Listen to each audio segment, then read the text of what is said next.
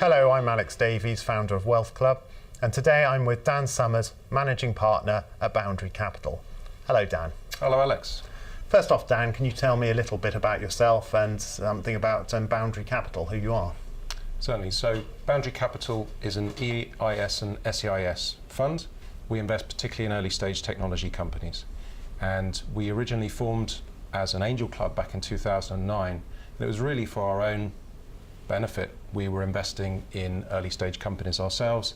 And then eventually, after some successes and also our unique model, which we'll talk about in a minute, we decided to open it up to other investors as a public fund. And can you tell me a little bit about yourself? How did you get into this? Yep, how did I get into this? Good question. So from a personal point of view, I came from the entrepreneurial side, and I have had a couple of IT businesses. One in particular, I had an exit with a tech company, and in 2009, that really gave me the resources and the experience to be angel investing, and then eventually met the partners, some of which have years and years of investment experience, others which are entrepreneurs.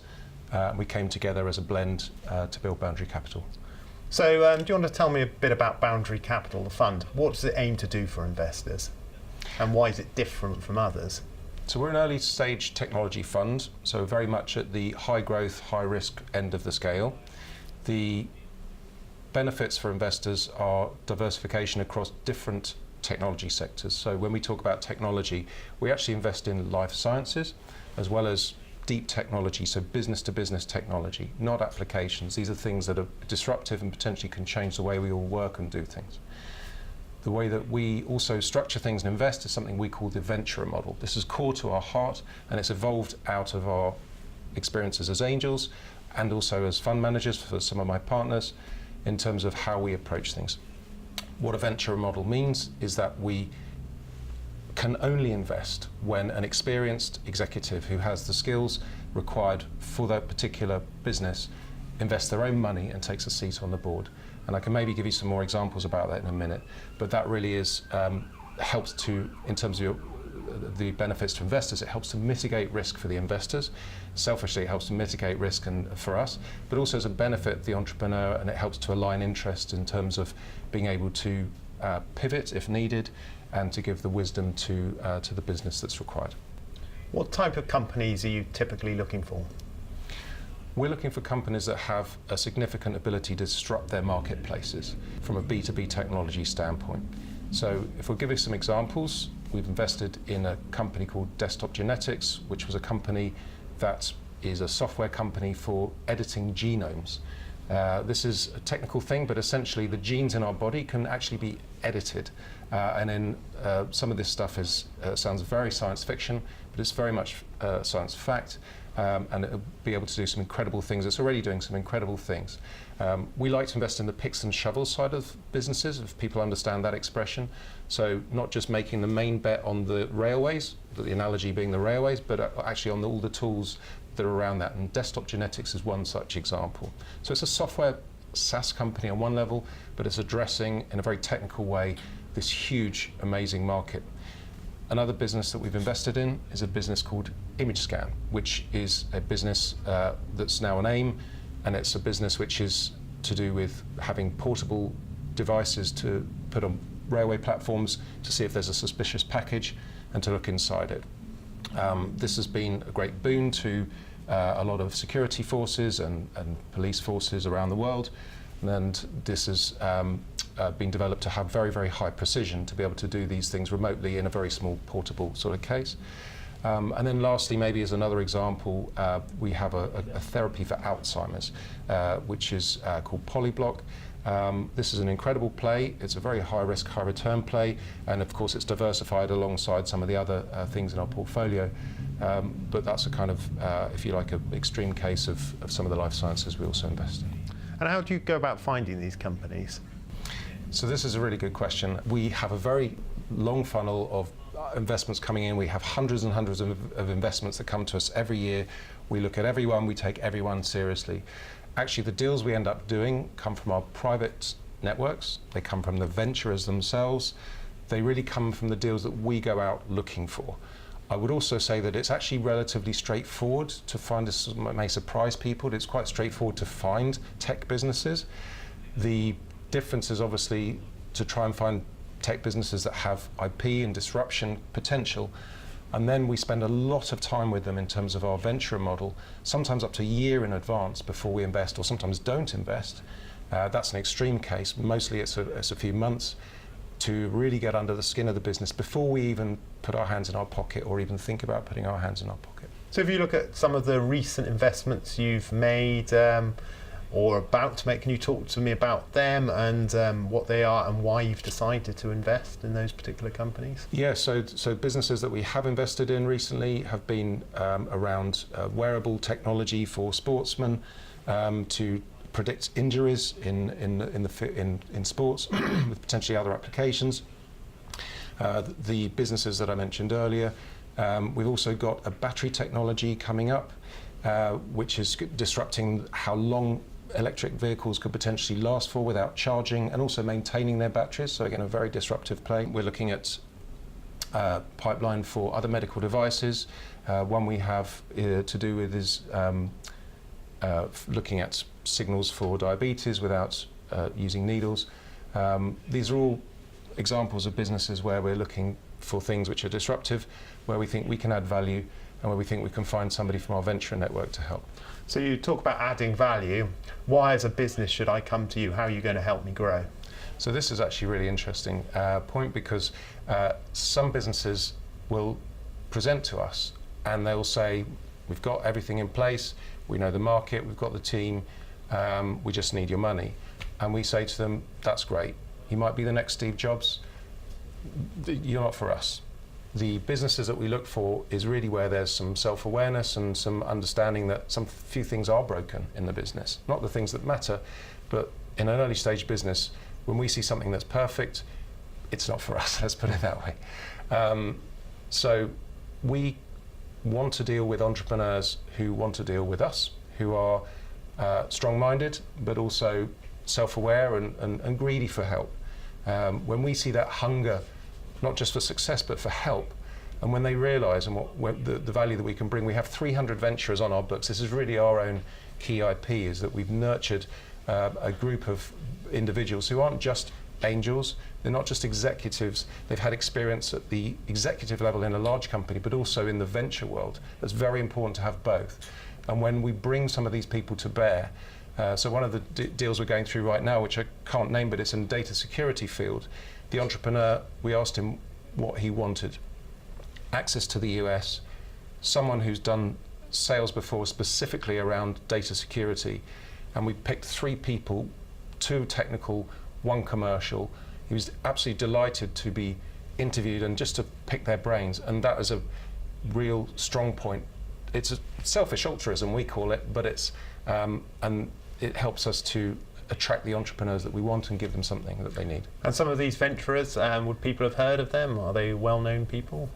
I don't think they would be well-known in terms of sort of Dragon's Den TV, but from in their field, they're very much the leading people in their field, people who have made money in those fields, and they're able to have got some time and obviously the resources and the experience to apply to businesses that they want to. They don't need to, and that's really important. So, I mean, I can rattle off a list of names, but I don't think the viewers would have heard of them. The point is that if I give you some sort of coordinates, we've got the ex-VP of Smith's Detection Systems, who we brought into the image scan to the security business. So Smith's Detection is one of the biggest. If you go through an airport scanner in an airport, I think there's an 80% chance it'll be made by Smiths.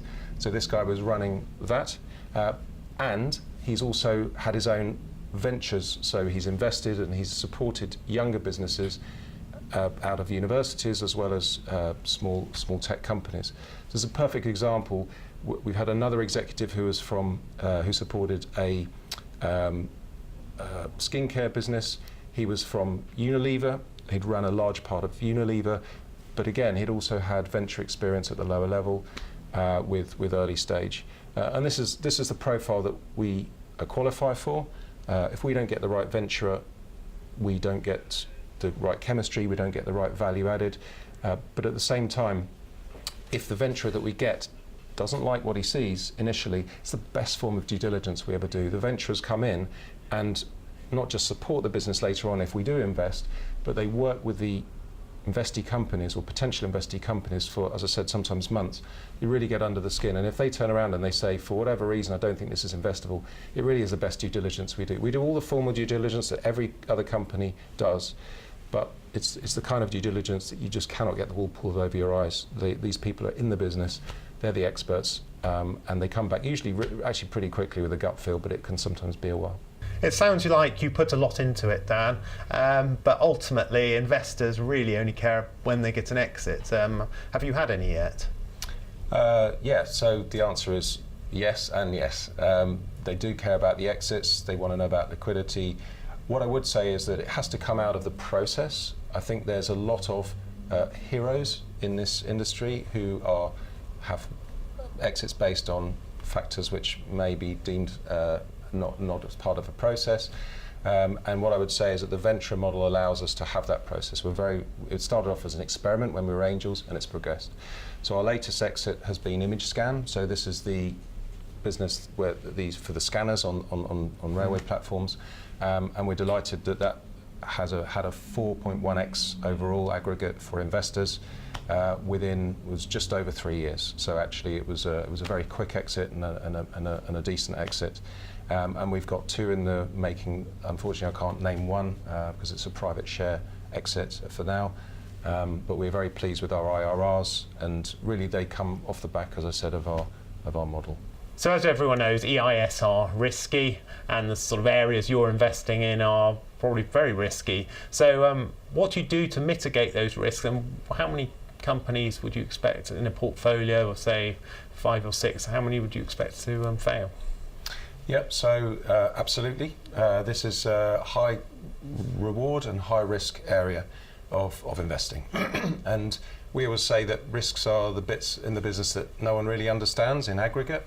So the only way to get around that is to enjoy the growth is to diversify. We're an evergreen fund, so we have cohorts every quarter. And within those cohorts, for each investments that get made, we have a maximum concentration of 30% in any one company. So we would expect 4 or 5 businesses at very least to be in any one cohort. And we would also choose different stages and potentially sectors if we have the deal flow there to do that, to ensure that investors have the diversification there. And of course they can diversify across different cohorts. Many of our investors choose to do that with us as well, which gives them a full range of different businesses in different stages. So I'm going to invest in an EIS this year. Why should I invest with you? So we would say that we are early stage technology companies. We would say that that's obviously going to suit a certain part of your portfolio. The high risk, high reward end of it, of course.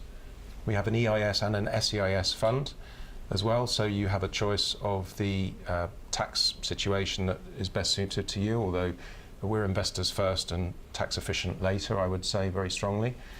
The other thing is that we have an experienced team. We have over 60 exits between us. We have been managing funds worth over £200 million before.